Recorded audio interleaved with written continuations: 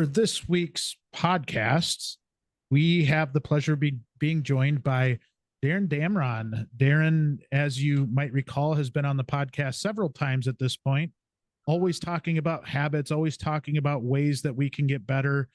And we get him back to be able to talk about some more of that and some more of what these high performing shops are doing, how he's consistently led his region of Jasper Engines and Transmissions to be at the top of the leaderboard each and every year. Always a pleasure.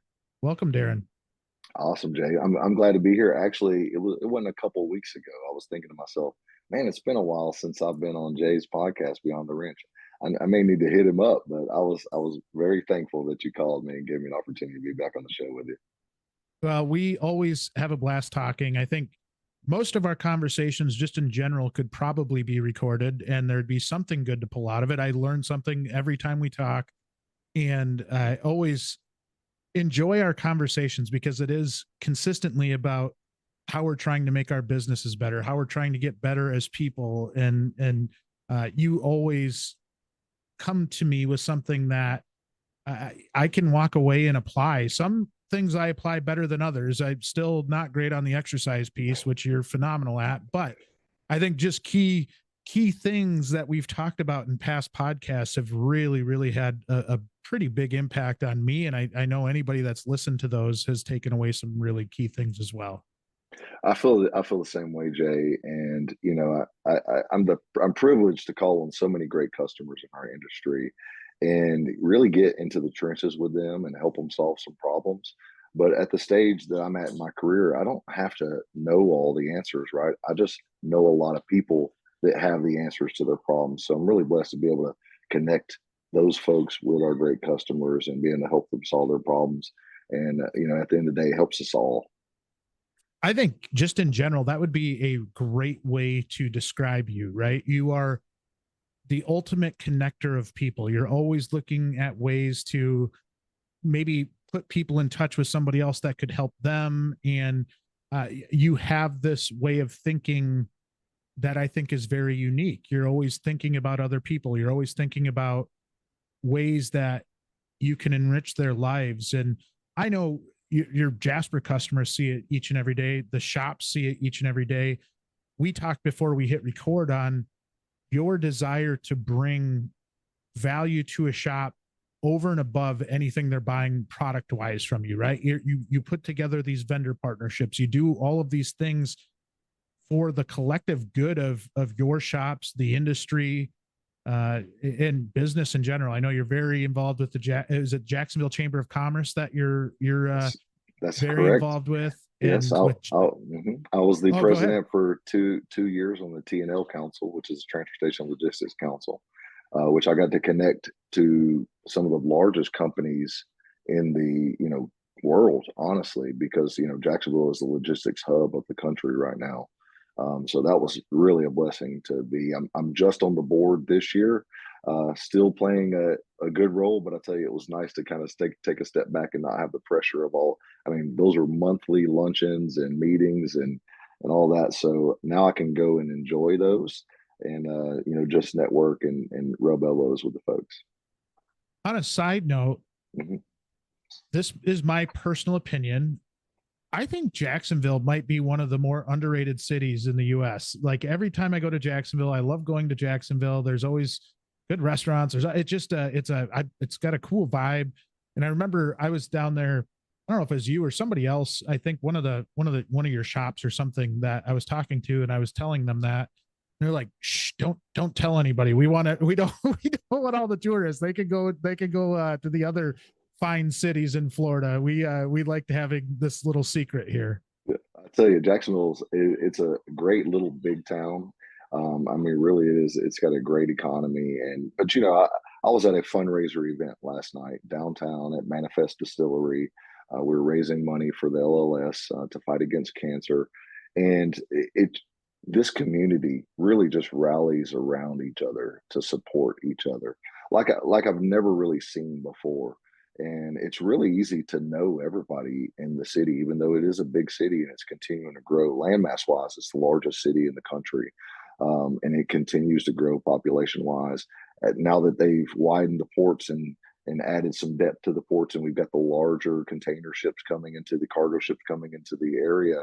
Manufacturing companies want to be closer to those parts as they come in to reduce their costs. So we've got like 22 companies breaking ground on manufacturing facilities. So this town is just continuing to grow, and it truly is a blessing to be a part of it in the community at large.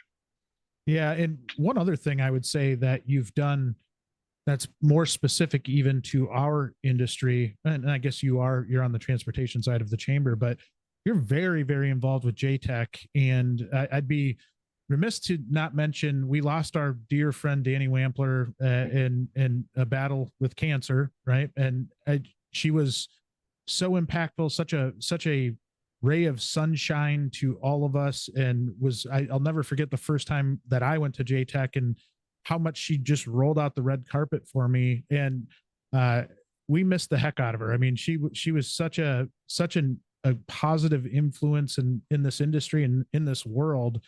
I just feel like you were very close with her. She was an incredible person.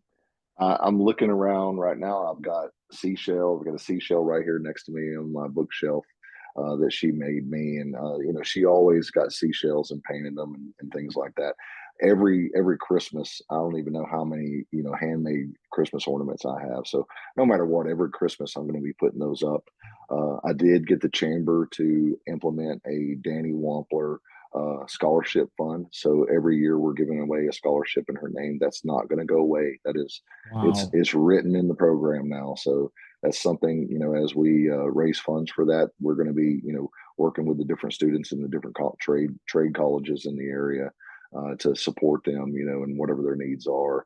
So, and we did it in a really neat way. It's not really going through the college. It's just a check straight to them. So if they need it for food, go buy your $1,000 worth of Roman noodles, whatever you need to do. So, we didn't want to say, hey, you got to use this on housing or books or, anything like that. And that's how Danny would have liked it.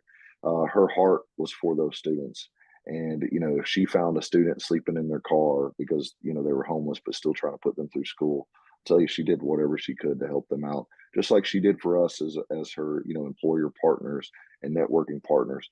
It was all about us and the students and just connecting us and helping each other work things out. And, I've actually, got one student right now in the ride along process that I met a year and a half ago doing mock interviews. He had a great personality. His name's Brody. And I said, look, when you graduate, you call me. And he graduated 3 weeks ago on a Wednesday. And he called me that day and said, hey, Mr. Damron, I graduated. I want to talk about Jasper. And I was just super impressed. I haven't heard from him a year and a half. And I was super impressed with that. And I interviewed him. He came to a chamber meeting with me. He's done the interviews at the factories. He just completed his ride along. So he's about to join the team, and I'm super excited about that.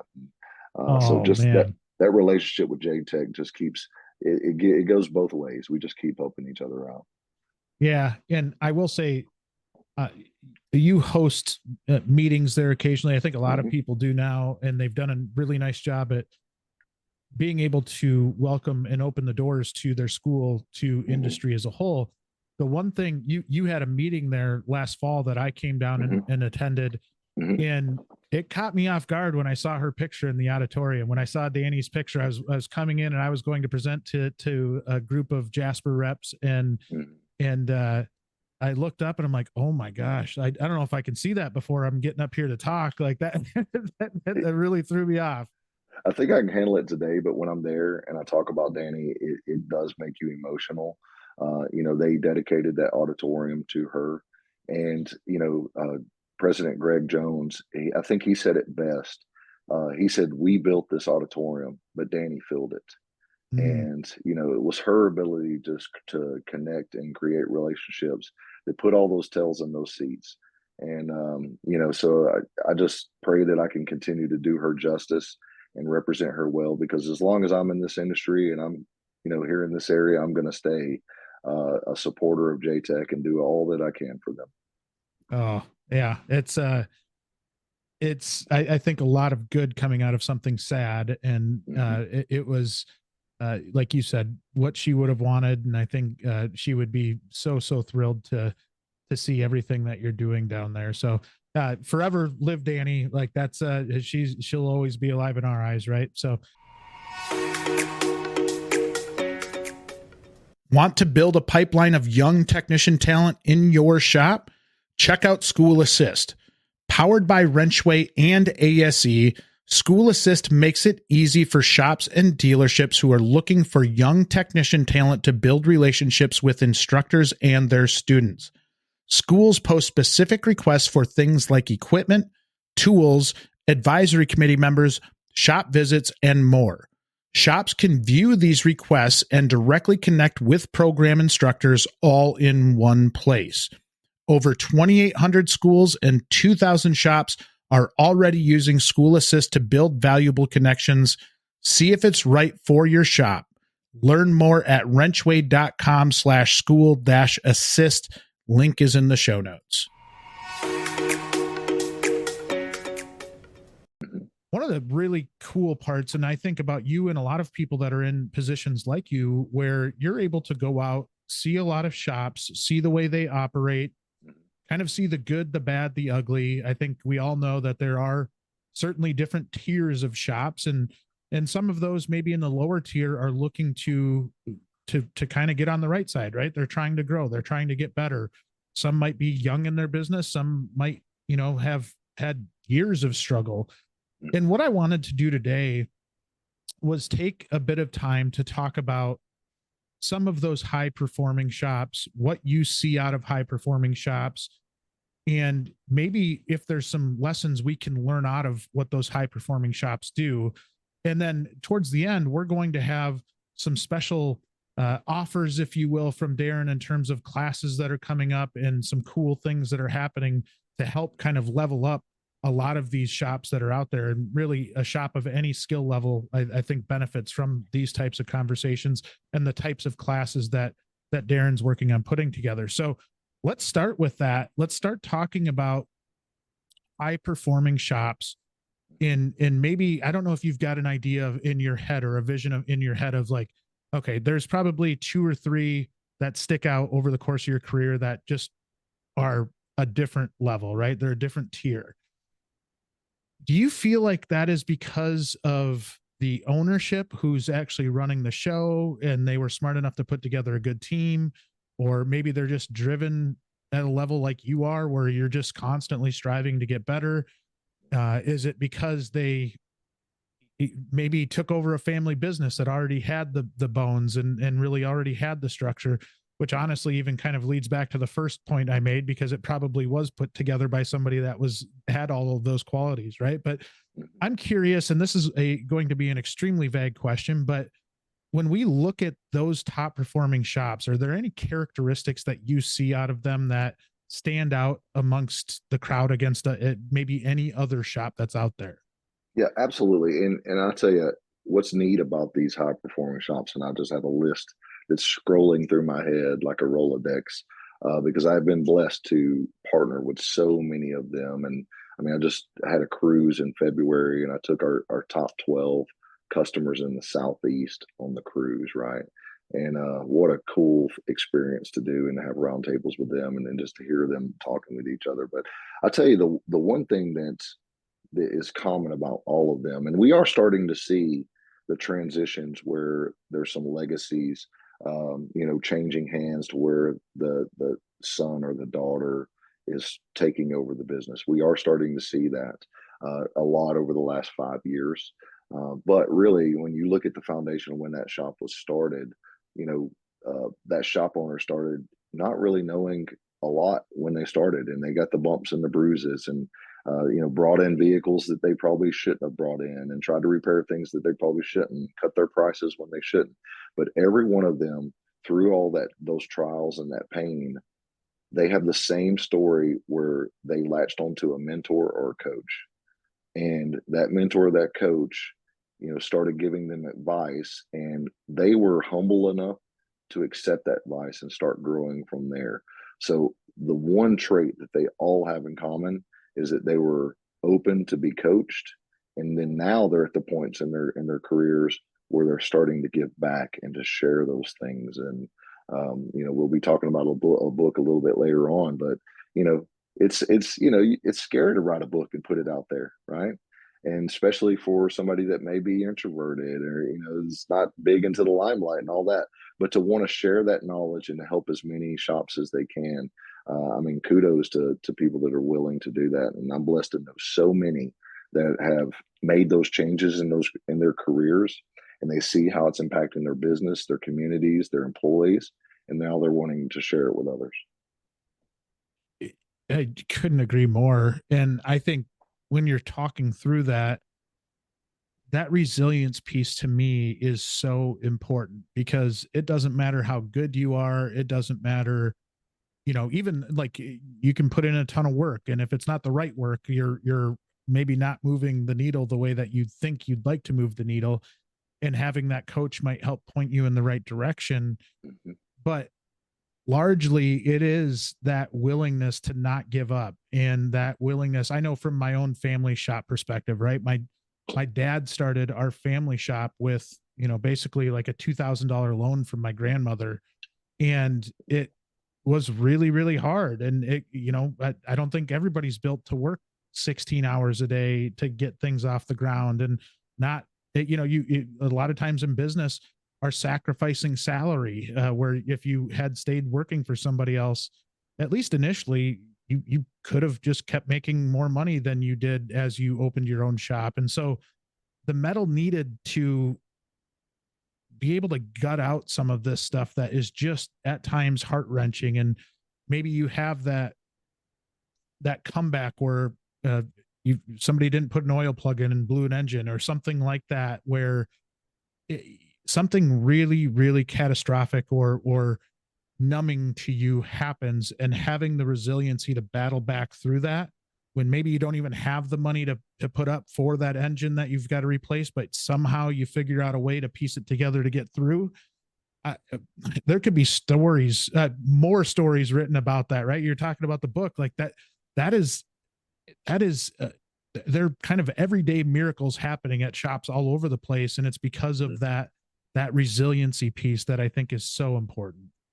Yeah, 100%. And when you look at all of those shop owners that have been able to battle through those trials and tribulations like that, they've got the heart for it. And I mean, you got to look inward and see that foundation that they have.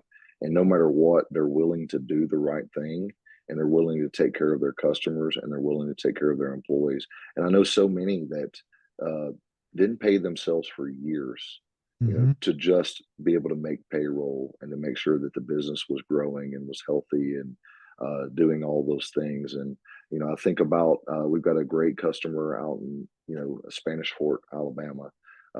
And, Andrew's Diesel Service. I mean, they're a $16 million a year shop now. How many independent garages wish they had that coming in the books every single year, right?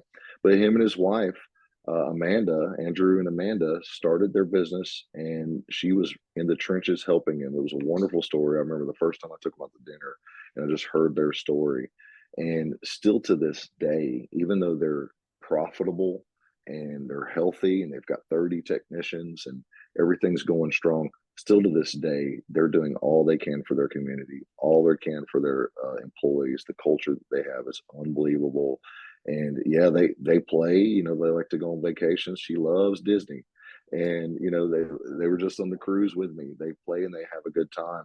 But man, they work hard. They're always working hard. And when we had those round tables, even though they could have led the group, they've got the pens and the papers out, and they're learning from as much as everybody that they can, and sharing when it was appropriate for them to share. But they have so much knowledge to share. Isn't that such a key factor right there, though, too? What you're just saying, here's this couple that in most people's eyes you would see them as highly successful. Like you said, they could be leading the discussion. They could be interrupting who's ever presenting constantly, but instead they're sitting back, taking notes, probably adding stuff as they see fit, to try and help others out. But such a key point right there is that they're still learning. Like even they're wildly successful and are still learning. They're still trying to get better. And I think that's such a good example for, especially I think you've probably seen this scenario before where you get a young technician that starts their own shop, right? And hey, you know, I see what they paid me and I'm going to charge this and I'm going to make, you'll see it on social media all the time, people posting all of this. And then they get out and they're like, oh, this ain't as easy as I thought it was. I'm not making any money. And like so you kind of, and I think even I was in that boat in some level where you are maybe not cocky, but maybe overly confident going into it. And then the world has a way of humbling you, right? You get out there and it can rock your boat a little bit and it can make you question things. And I think that's a piece of advice for a young shop owner, especially, or any shop leader for that matter, that you could look to this couple at Andrews Diesel of folks that are successful. They're still trying to learn. Like they still don't know everything, right? And they're still trying to get better each and every day. And you're like, man, if you could bottle that up and serve it to somebody as they're starting a shop, like that's a really key point to get across. I tell you, he's an hour behind, but I mean, it's not uncommon for him and I to be texting at 10 o'clock at night, bouncing ideas off of each other, YouTube shorts, TikTok videos, things they're making in the shop, things we're doing at Jasper, and just kind of growing together. If he's got something going on with one of his associates, just kind of, hey, from your perspective, how would you handle this? And vice versa. And so, I mean, like I said, there's a lot of shop owners that wish they were in that position, but yet he's continuing and Amanda's continuing to grow, grow, grow, grow, and lean on their networking partners that they know and they trust. Right, and that's a big deal. We've done a lot of business with them over the years, but it takes a while to build that trust. But once you've got it, you can really, really work together well, and solve a lot of problems. Absolutely. I know my dad had relationships with some of his parts vendors that go back to when I was a kid, and I've known these parts reps all of my life, and I still see them from time to time, and it is so cool. Sad part now is they're getting to retirement age, and I'm like, oh man, this is going to be weird. Like you've been around for the 32 years that my family's had that shop, and you see them go away. But I think that brings up another really valid point, is that being able from a shop leader standpoint to understand what resources are available to you and take advantage of them. Because I do feel like there are a lot of shops where even like for us at the WrenchWay side, where they'll sign up for WrenchWay and they'll be really, really excited, but then they only use like 10% of the actual functionality of it. And you're like, okay, if you just focused on this one part, you would be in a lot better shape than you are. Mm-hmm. But I'm guilty of that as well, right? Like where if we have a vendor come to us and say our CRM, for example, that we use, probably only use 10% of that, right? And it's like, if we fully utilized all the power of what we've got at our fingertips that we don't, we probably could be in a lot better shape. But it's got to be the same with your customers too, with all the solutions you're bringing them and the stuff that's even outside of just parts. There's a lot of help for these shops if they just open their ears a little bit. Yep, it is a lot, and I will tell you, it can be frustrating on our end, and we talk about it all the time in our meetings behind the closed doors, where we have a lot of solutions, a lot of partners, and we see their challenges because we're in the trenches with them. We're knocking on the door, we're standing in the lobby, or we're standing in the bay of that shop as these things occur. We see the challenge that they have with technicians or service riders or profit, or you name it, we see it. And it gets frustrating that here's this person, they know they have this challenge and we've got the solution, but they're not willing to take the time to do it or to invest in it. And so it does get frustrating for us because we know, but all we can do is be a good partner, present it to them, and then just hope that they grab a hold of it. I will say, one of the things that we do is we try to ask great questions. If I just come out and I share, WrenchWay, or I share Elite, or I share some of these solutions, yes, it's good information, but it may not mean anything to you, and you've got a lot of fires going on. But if I can get you to stop and ask it, answer a few good questions in that area and uncover some pain a little bit, get you to think about that a little bit, and consider a solution, it's a complete, you receive it a completely different. And then it's just our job to follow up at that point in time, just to keep tapping that flywheel, to make sure that you committed to sign up, you committed to have the conversation, you committed to implement the program. We're going to be your partner, and we're going to hold you accountable, and we're going to keep following up and to make sure that those things are done. That is great advice for our vendor friends that are listening to this too, right? Part of helping that shop out is to actually go in and ask questions and try to understand what their problems are rather than trying to force one cover all solution down their throat, right? Like, okay, what are your actual problems? And asking good questions that aren't, it's not leading into you trying to get into a sales pitch. It's truly trying to understand what it is that they need in their operations. That is great advice for any of our vendor friends listening out there. Well, I tell you, and it's a win-win-win. It's a win for us. It's a win for you. It's a win for the shop owner and the customers. And and the reason being is, of course I want to sell my transmissions to somebody, right? Of course I do. I mean, that's what takes care of my 5 children, and I have 4 girls, and that's going to cost me a lot of money, right? So that's important. But if you're struggling with technicians, or you're struggling with profitability or efficiencies, you're not going to do a real good job at installing our transmissions properly, and then we're going to have headaches, and then that hurts your reputation, it hurts my reputation. So sometimes you got to dig a little bit deeper, take a little bit longer, help solve some of those problems, and then once you solve those problems and you got the right processes and the people in place, now let's rock and roll. This week's episode of Beyond the Wrench is brought to us by Jasper Engines and Transmissions. Okay, your customer's engine or transmission has failed, but now is not the time for them to trade their vehicle. Not without a working engine or transmission.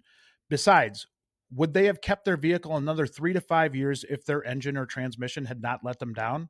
If you answered yes, then Jasper Engines and Transmissions is your choice to give your customer's vehicle new life and many thousands of miles of enjoyable driving performance.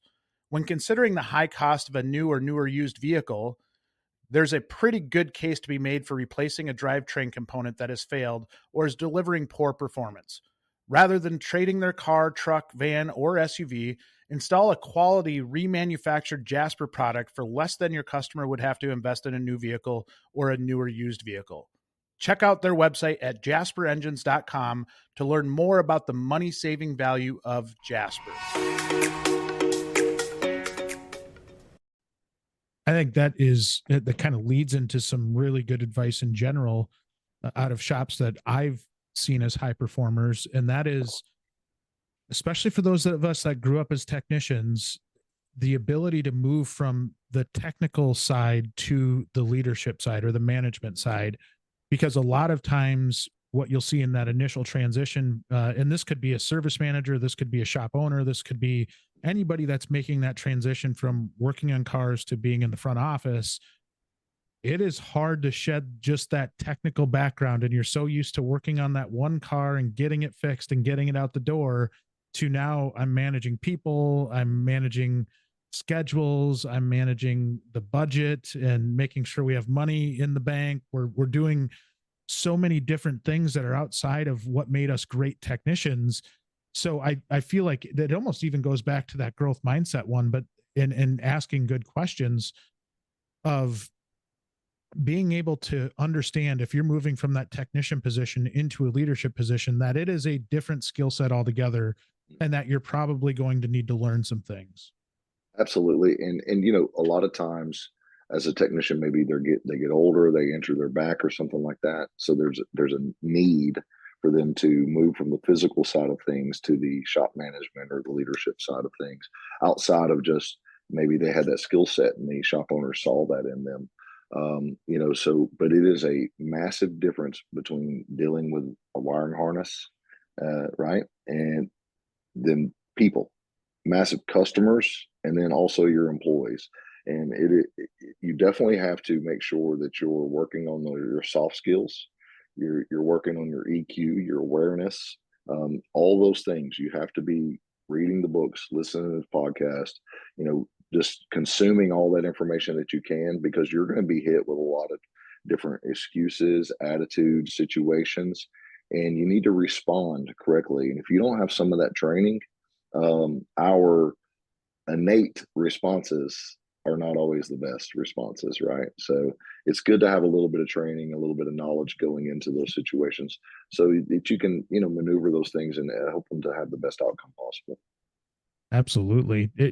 Does anybody come to mind? You don't have to say names, but does anybody come to mind that made that transition that you were able to watch it kind of go through from technician to manager and do a great job at it, and then vice versa, like the opposite side of that? Have you seen somebody do that was a great technician and really struggle when they got up into that front office? Like I'm curious as to kind of the range that you've seen over your years in business. Yeah, I'll tell you, I mean, one of the shops that I was managing when I left, and we're still friends to this day, he came and visited me 2 weeks ago. And, you got to think about it. I left his shop 19 years ago to go work for Jasper. And we've stayed in contact. And in a lot of ways, he's a competitor, right? Because they rebuild transmissions there and have a national program. But he drove all the way from Columbus, Georgia, and spent the weekend with us a couple of weekends ago. So we still have a great relationship. But shortly after I had left his facility, one of the technicians, he transitioned him into the shop manager, and it did not go well at all. Grumpy tech was grumpy service writer. So I've seen that. Yep. So he found himself. I actually, he literally had to cut ties with him because he couldn't go back out into the shop at that point in time, and he found himself back behind the counter again and not being able to work on the business. He was in the business, and now he's got a good service manager in place and is doing well and is healthy and doing business with us. Even though they do have a national program and they're a competitor, he still buys from us. So I'm very, very excited to hear that. And, I see this, David Griffiths. I don't know if you know David Griffiths. He owns a couple of shops, one in Groveland, Florida, one in Orlando, Florida. He's a phenomenal business owner, does a great job. But he had a service manager not too long ago that really gave him the best year ever, and his business had ever had. Now he is that service writer now has his own business now. But that happens, right? And David supported him, after he had left his shop. But, just to see him, transition from a technician to being a shop manager, but he had those people skills, personal skills. And him and I still text to this day and email. My email signature today is his email signature. And we were just texting last week, and he was like, great minds think alike, so, I've seen it go both ways. I've seen that transition, and I've seen him do very, very well. And I tell you, he had a real knack of selling engines and transmission duos. Hey, your engine is out. You put a new engine in here against a weak transmission that's got 200,000 miles on it. It's probably going to go out shortly thereafter. While we got the engine out, let's go ahead and swap the transmission too. I've not seen a shop sell so many engine transmission combos before in my life. But he did a phenomenal job at it because he was able to explain it. He understood it at a higher level. Sometimes the service managers, they don't have that training out on the shop floor. That's an impressive and good point. I hadn't really thought about that, but yeah, there's especially with the cost of vehicles going where they are now, it probably makes a lot more sense because they're going to have to drive that for probably a long time, right? So that's right. I think that's great advice. And the other piece there that I'd like to pick out is that you mentioned people skills. And a lot of times, there are folks that just straight up don't like working with people, and yet we'll still put them in the office. And, I had a service manager once that was just straight up rude, like rude to everybody, rude to the customers. He would yell at the customers, which is mind blowing to me. But he had worked, this was in a dealership setting, worked in this dealership for a long time. He was mean to the ownership. He was mean to his bosses. Like he was just an ornery guy. And sometimes you'd get him on a good day, but that was the exception to the rule, not the rule. Right. Right. And it always just blew my mind that he was able, like, been in a service manager role for like 30 years. And, you know, you'd see they'd employ kids that are going through tech school in kind of an apprenticeship type program or work to learn type of program. And he was just rough around the edges with these kids too. And you're like, oh my gosh, how are we ever going to keep anybody here if you're just constantly berating people and yelling at people? And how we have customers blows my mind because you're yelling at everybody. And it's just one of those things where you're like, at some point he got promoted into a spot that he should have never been in the first place. And he just stuck it out for 30 years. Like, how does that even happen? But it is one of those things where you have to be very careful when you're selecting who that next service manager is going to be, because that is such a key position, or service writer. It doesn't matter, like either one, huge position. Because once you make that decision, you know, they're building relationships with customers, whether it's a good relationship or bad relationship. They're gaining a reputation one way or another with your client base and with your team, with your employees. And if you just pick somebody because you're desperate and you can't find anybody else, and you throw them up there and you think, you know, if it doesn't work in a year or two, we'll go a different direction. And what, in my eyes of what I've seen over the years, is that doesn't happen. You put them in that position and they almost become like a bully, right? Like they're just kind of, they can do whatever they want. And even leadership or ownership is not going to tell them any differently. And that can be a really dangerous spot to put your shop in when you put that person up front. Well, I tell you, you're bringing up the Michael Jordan, LeBron James argument, right? Because people will argue, what's a more important position, the technician or the service manager? And that's an argument. I can tell you, it can go either way. I'll lean towards that service manager, and this the reason why.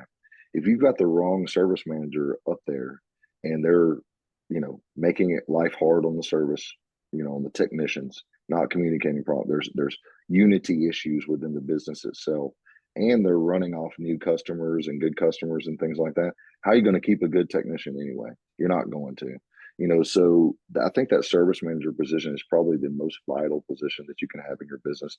Plus, as a shop owner, that's the person that really gives you peace of mind when you can't be at the shop, or when you're working on some high level things. You know that they're going to take care of things like you would take care of things. So I think that position is extremely important. In the instance that you were talking about, those technicians, those students that stuck it out, they're probably pretty good technicians now, because man, they are. they went through the fire. And the same thing for their customers that were good customers that, you know, throw them the keys, just fix it. You know, they probably had a certain type of personality that was okay with his personality. You know, I've got a shop owner in Central Florida, and if he's not cussing at you, he don't like you. You know, I mean, when I call him and he answers the phone, he answers it as our competitor just to mess with me. You know, so I mean, if he wasn't doing that, then I knew Something's wrong. Yeah, something's wrong. So I think there's certain people like that, and they click with other people like that, and that's okay. And they're going to build strong relationships. But I tell you, our industry is full of all of different types of personalities, and you've got to have a chameleon behind that front counter that can adapt and maneuver all these different situations and personalities. So they have to be communicating at an extremely high level, and just have that intuitive communication skills. And I tell you, I can't say enough about that can do the follow-up calls on jobs that they've had, and do a follow-up on calls on jobs that they lost. You know, that they just do that innately. They just pick up that phone and make those phone calls. You don't have to make them do it or tell them to do it. Those are the special ones. From a leader standpoint, I think what you just said there is so important. When you get somebody on your team where you don't feel like you have to make them do stuff, they just do stuff. Mm-hmm. Those people are worth their weight in gold. And that's a technician, that's a manager, that doesn't matter who it is. When you get those types of people, and I think that's what all of us as leaders are looking for, right? We're looking for those folks that are just doers. They get stuff done. They do it in the right way. They have good attitudes. Like when you find those types of people and you build a culture around that, it does attract like-minded people, and people like working for that type of person.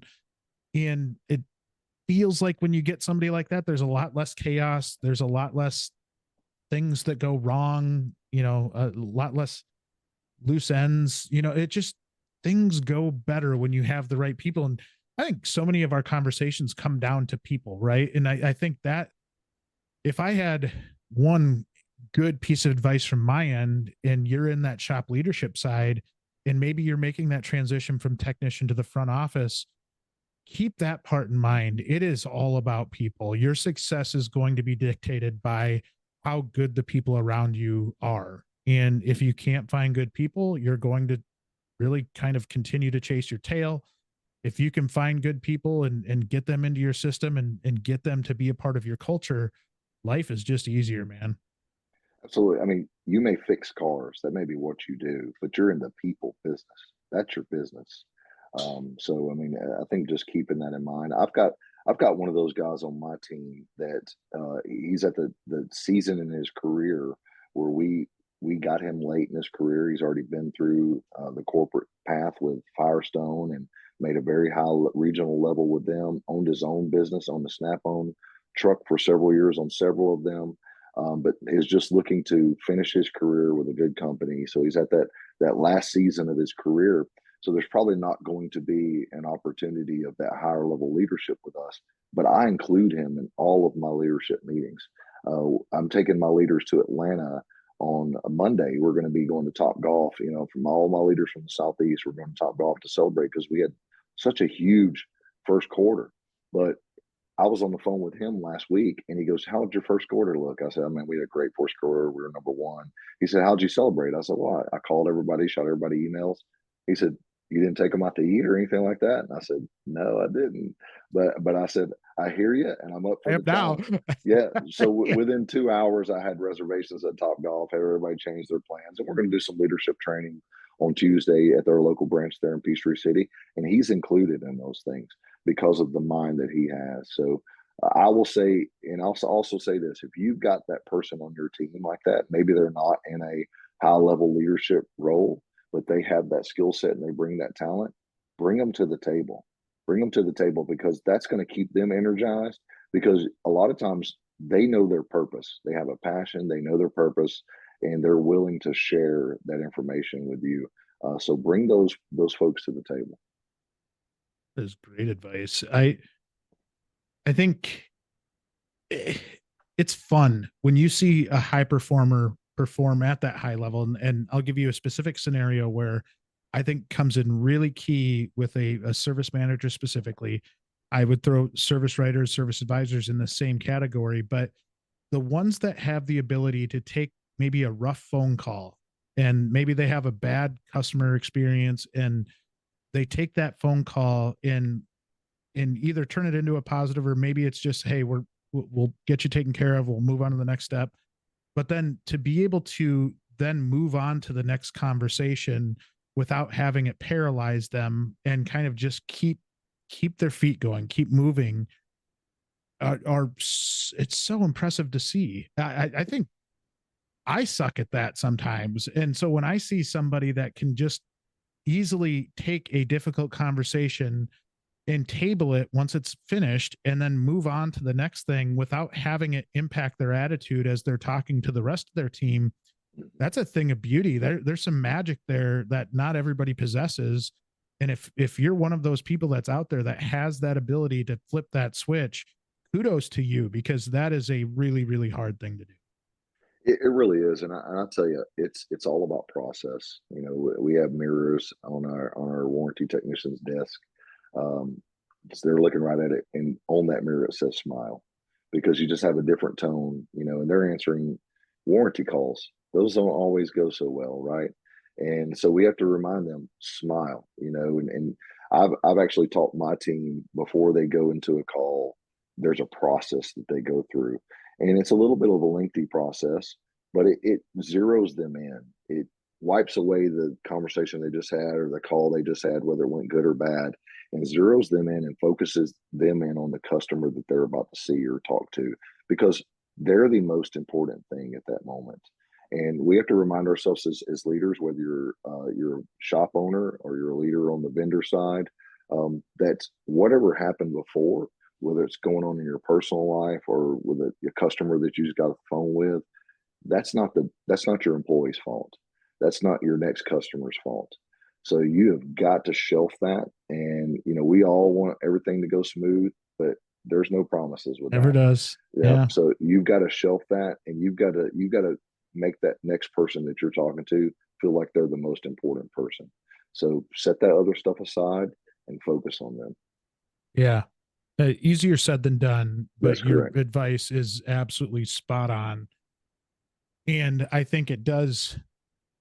You mentioned the personal life thing, and that is another opportunity from a leadership perspective to understand when something's not right with your team, right? And I think we've all had them over the years. If you've been in a position of leadership where, say, maybe you've got somebody that's traditionally just been an absolute outstanding employee, you love them, and then one day their performance just falls off, and something's not making sense. To have the awareness to ask a question, and a lot of times it's just, hey, can I talk to you for a minute? Everything okay? You okay? And I've had so many of those conversations over the years where somebody breaks down crying, and they've got, they're going through a divorce. They're doing, maybe I had one young lady that worked for me. She just had a miscarriage and didn't tell anybody. And like, she was confiding in me that she was going through this and holding it all in. And it just being that shoulder to cry on in a time when they don't feel like they can talk to anybody else. From a leadership perspective, to me, that's how you gain that loyalty. That's how you gain that next level of relationship with your team, is if they feel comfortable enough to have those conversations with you to say, hey, something's not right. We got to work through this. And the more you can work with them to get through that, I think that's where you breed some of that loyalty and that true relationship that isn't just surface level. There's some deeper stuff there. And again, going back to what I see in the best, I think that's one of those things that is really, really important. You want people that want to run through a wall for you, do the same for them. Yeah, I mean, so many examples of that. But we were on that cruise a few weeks ago, and I had not only our top customers, but their sales rep that it works with them. I just wanted everybody to build the relationships even stronger. And my wife looked at me at one point during that cruise, and she said, "You can tell who would run through fire with you that is on this boat." And I love that. I love that. And when my former shop owner was employer was in my home a couple weekends ago, a couple of my sales reps were hanging out with us, and he said to me, he said, "Man, that's cool when they want to hang out with you. You're not making them hang out with you. You're not doing the team outing. They want to come and hang out with you." He was like, "Man, that is a really, really cool thing." But you're right. I mean, it wasn't just a few moments ago. My oldest daughter was being quiet, and I knew something was wrong. And I went and I said, "Something going on with you?" And she just started crying, put her head on her chest. And, so I just sat there and held her for a minute. But there's things going on at school. There's things going on with her boyfriend. Some cheerleading trials coming up that she's a little nervous about. A lot of different things coming on. Well, us as adults, we're no different. We're no different. And if you're a leader and you can take the time to listen, be in that moment with them, whatever stress that they're in, that's a good thing. But also give them tools to be able to handle, whether it be personal or professional issues. Coach them through that so that they can respond to those things better, because we're not born with the ability to have these tools and respond the right way. And your advice is always on point. And love our conversation today. One of the things we teased at the open was that you have some things coming up to help some of these shops out, right? And I think this really speaks to everything that Jasper does, Jasper Engines and Transmissions, if I can say it today.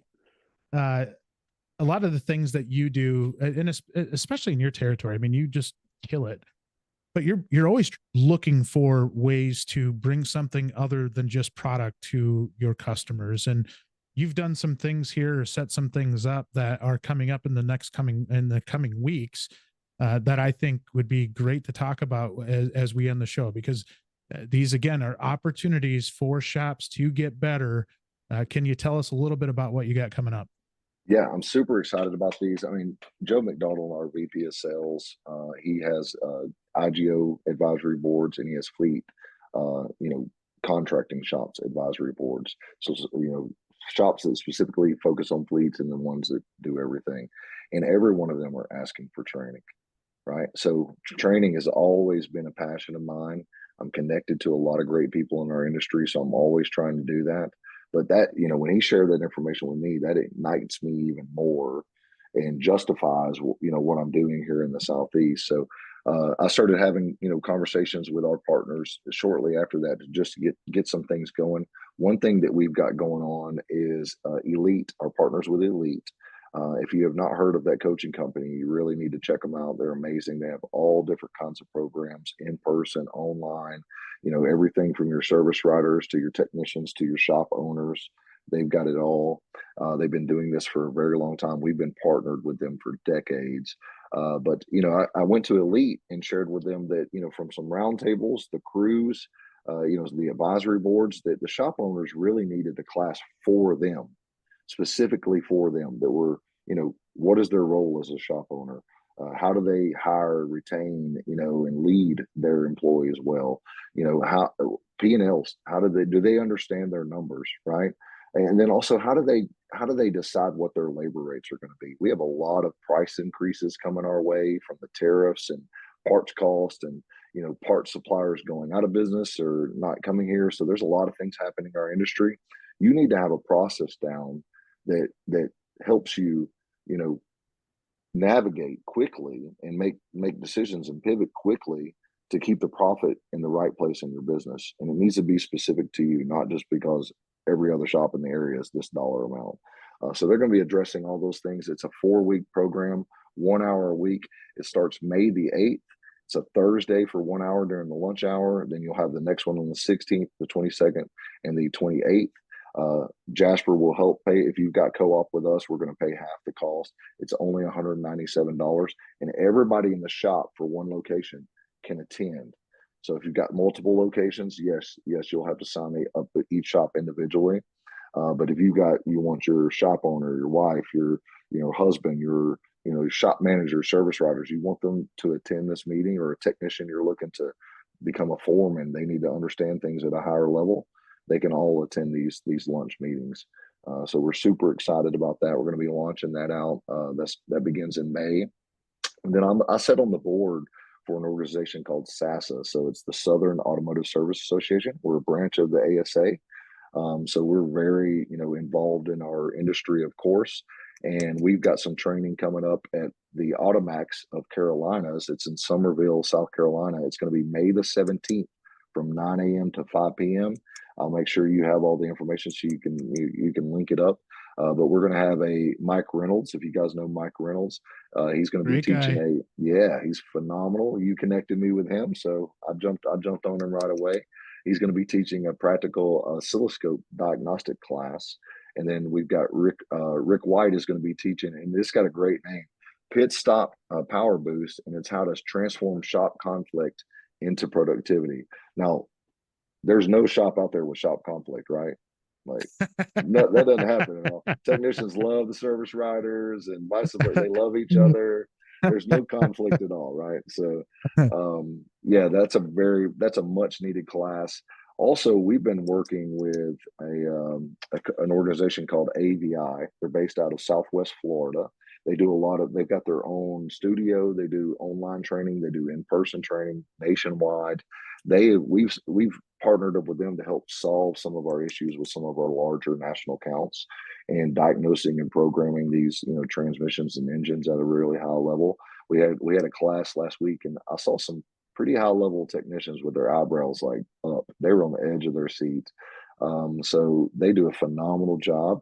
And out of that class, I mean, this thing's going nationwide, with these fleets. But out of that class, it's got us thinking we really need to do this more. So we're behind the scenes developing online training and in-person training with them for all of our customers, not just our fleet accounts. so that we're in the talks with them. What does that look like? How are we going to do that? And get it out to our customer base as soon as possible and do it the right way. So we're extremely excited about that and that partnership to come. And I did want to give Aaron Clements, he's on the board with me at SASA. He's been a shop owner in North Georgia and the Carolinas for decades. I know you know him at CMC Automotive. Phenomenal guy. Yeah. Phenomenal. Yeah. Got eight locations. Been doing this right. You know, he started in the 80s and just has grown from there. Has been doing this right for a long time, has a great culture in his business. His daughter is now, president of the company. So she's doing a lot of day-to-day. He's got his radio show that's going, the CNC Automotive Radio Show. It's phenomenal. I tell you, check that out every Saturday morning. It's in a lot of markets. But he just wrote his first book. I don't know if you guys can see it, but we'll make sure that it's called the Cross-Check Method.